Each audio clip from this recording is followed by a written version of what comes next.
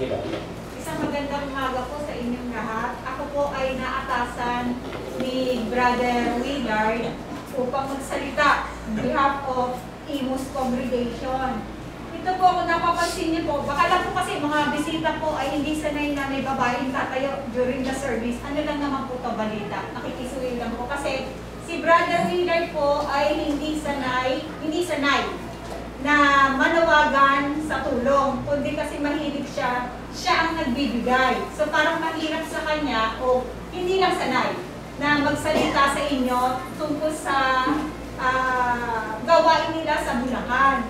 Just to give you a short background, si Brother Willard po ay taga Bulacan. Sa mga hindi ko nakakakilala, meron po siyang kapatid na si Brother Joy.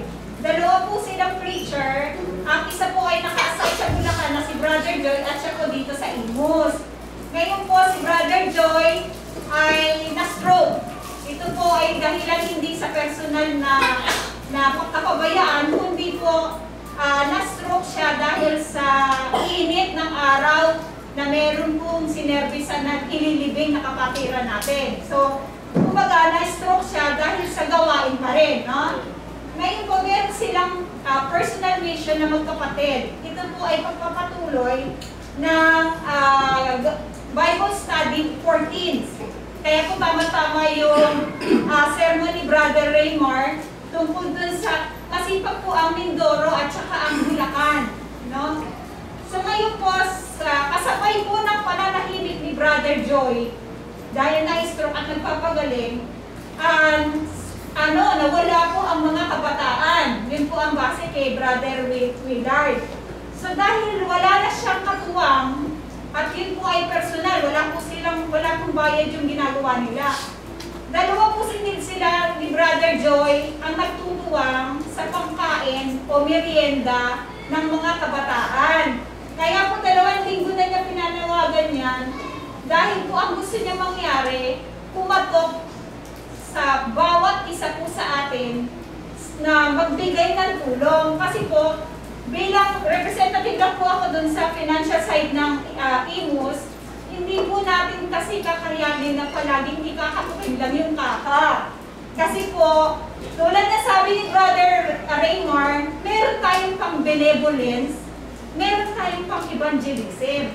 Yun po ay magpo-fall sa evangelism. At dahil wala pong kabataan ang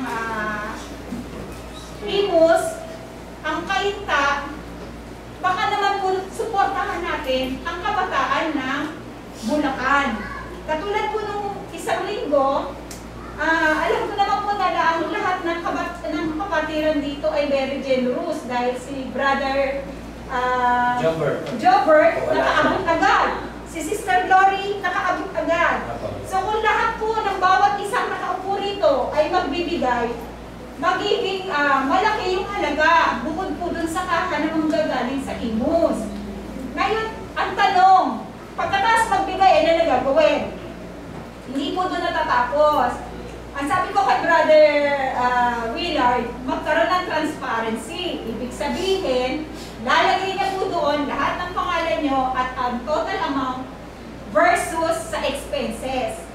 Hindi po tayo nagdududa kay Brother Willard. Kaya lang po, siya po ang nakakaalam kung hanggang kailan at yung haba ng kanyang Bible study. Dahil doon po natin makikita kung hanggang saan din ang support na ibibigay natin. Ito po paglapit ni Brother Willard ay hindi po pang Imus lamang. Ito po ay itatouch din ang kainta. Bukod sa Bulacan. So 3 po yun. Hindi na natin kakalampagin ang Mindoro dahil masipag din sila. Meron din silang ganong expenses. So sa 3 na lang po.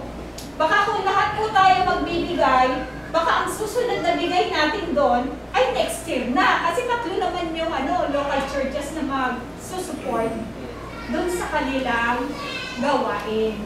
Dahil wala po tayong kabataan, baka naman po pwede, supportahan natin yung kanyang programa.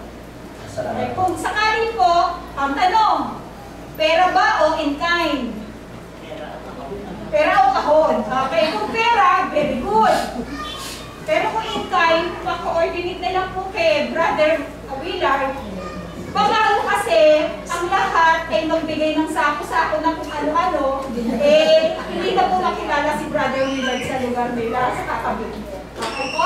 Salamat po. Okay. Sulat natin po mamaya yung mga pangalan para magkuha yung sa lista. Ako kaya Sister Percy at Sister Ellie, in-kind. Hindi in-kind. Kaya hinahata kayo papunta sa kumaw. Pag in-kind. Napakabigat. Ginagawa ko po ito dahil nakikita ko po yung sitwasyon na talagang hindi pwede pabayaan ng mga kabataan. Dahil nga nung paksan Brother Raymar, kami magkakapatid ang tumugon sa gawain na ito para hindi na ikalta sa church dahil sa probinsya, siyempre mahina ang baga natin dyan. So hindi na magbibigatan yung church. Ano po? Yun lang naman po ang mission natin para dito sa gawain na to na hindi pwedeng ihinto. Sayang yung mga kabataan na to, maiiba to ng landas kaya tinatsaga ko po yan. Hindi sa pagsusumbat, ipapahinga ko na lang pag-uwi. Iba Bible study ko pa, gagawa pa ako ng paksa. Napakahirap gumawa ng paksa.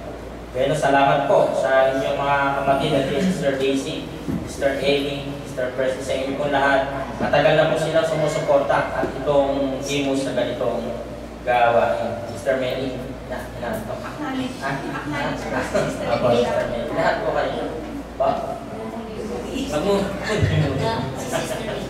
Sister Lita, salamat din po. Ayan. Yung dala-dala ni Sister Lita na yan para sa mga preacher po yan. Papakita po natin. Ayan. Yan o, may tinapay pa, hindi magugutom ang manggagawa ng iglesia. Ako, salamat po kay Sister Dita. Kaya sabi ko nga po, marami dito sa Ilo, sa Generous, tama sa Sister Daisy, pinapalaganap natin ang mabubuting gawa para suportahan ang mga batang ito, hindi mamamatay ang iglesia.